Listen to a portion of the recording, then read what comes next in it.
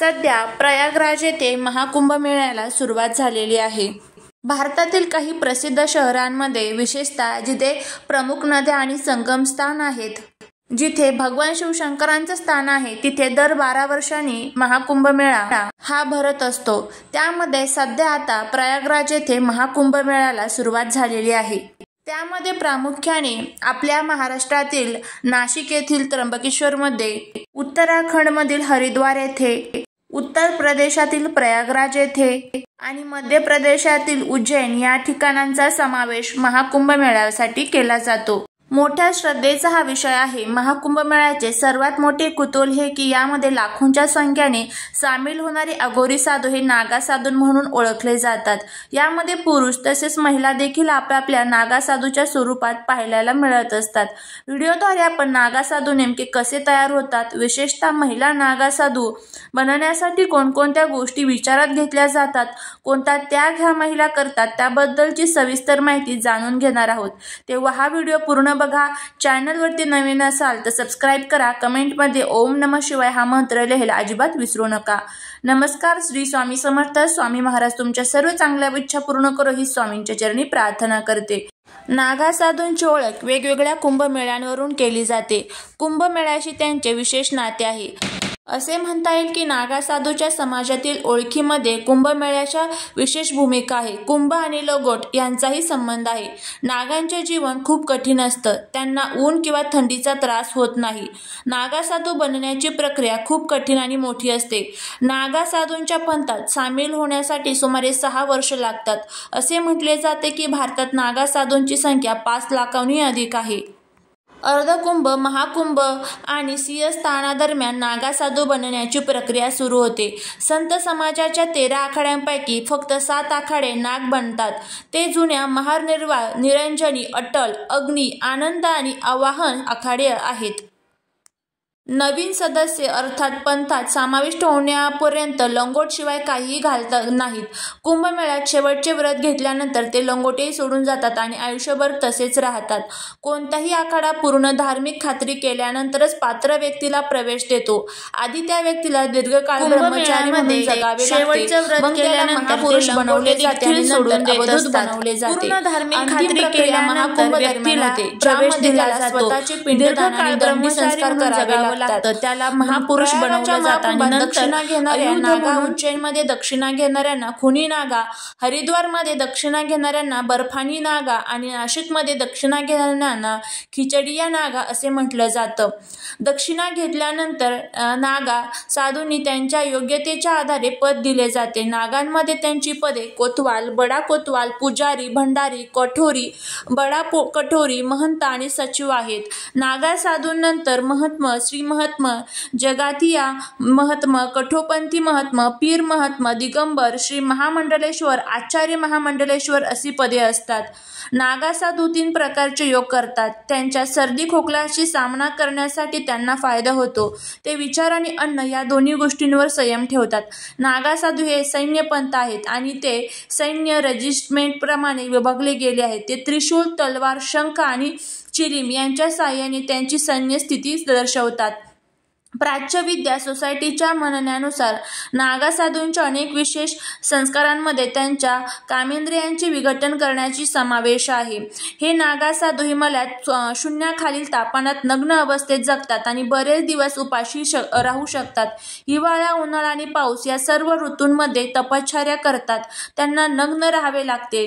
नागा साधू नेहमी जमिनीवर झोपतात। आखाड्यातील आश्रम आणि मंदिरांमध्ये नागा साधू राहतात। काही जण हिमालयातील गुहा किंवा उच्च पर्वतांमध्ये तपश्चर्या करतात, आयुष्य घालवतात। आखाड्यांच्या आदेशानुसार ते पायी प्रवासही करतात।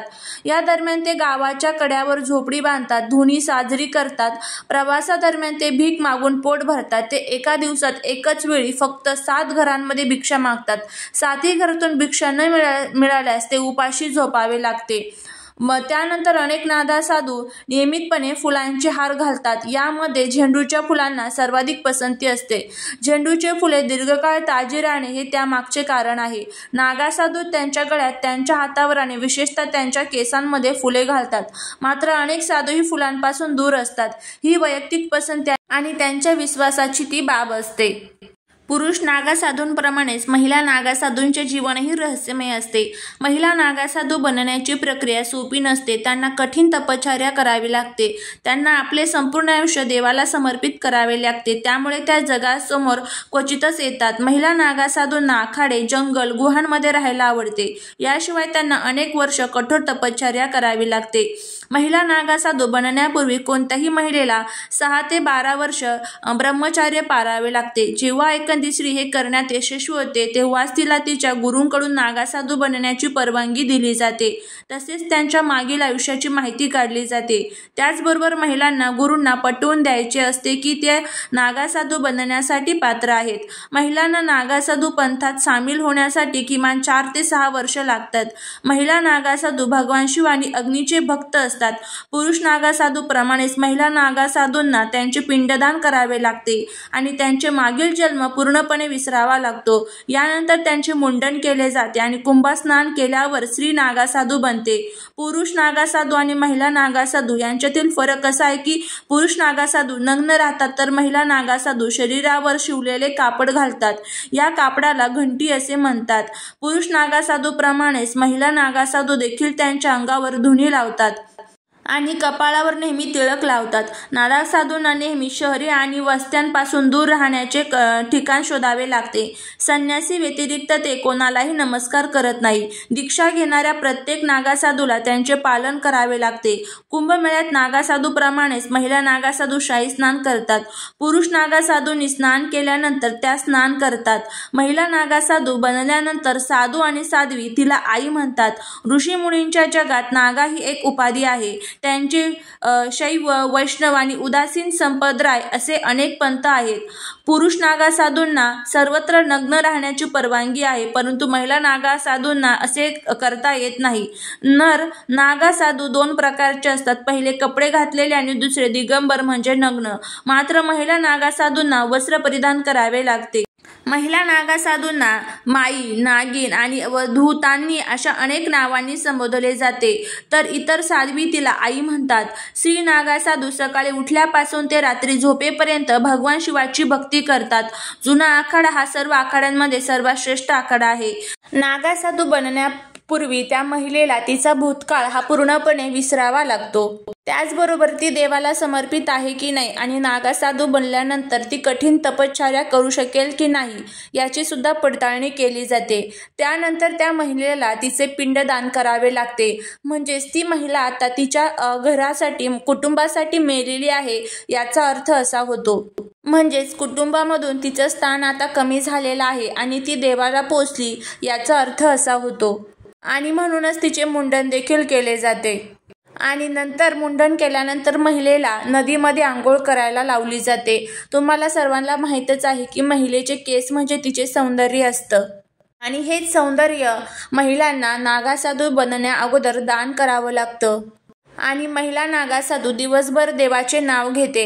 तर अशा पद्धतीने महिलेला तिच्या अंगावरचे जे केस असतात म्हणजे डोक्याचे जे केस असतात तर ती ही गोष्ट काढून टाकावी लागते आणि त्यानंतरच ती नागासाधू बनत असते. तर अशा पद्धतीने संपूर्ण ही नागासाधू बनण्यापूर्वीची महिलेची जी प्रथा आहे किंवा त्यामागची जे काही गोष्ट आहे तर मी तुम्हाला सांगितलेली आहे. तुम्हाला जर हा व्हिडिओ आवडला असेल तर चॅनलला सबस्क्राईब करा, शेजारील बेल आयकॉनलाही प्रेस करा म्हणजे माझ्या सर्व नवीन व्हिडिओचं नोटिफिकेशन तुम्हाला मिळेल आणि तुम्ही एक पण व्हिडिओ मिस करणार नाही. श्री स्वामी समर्थ.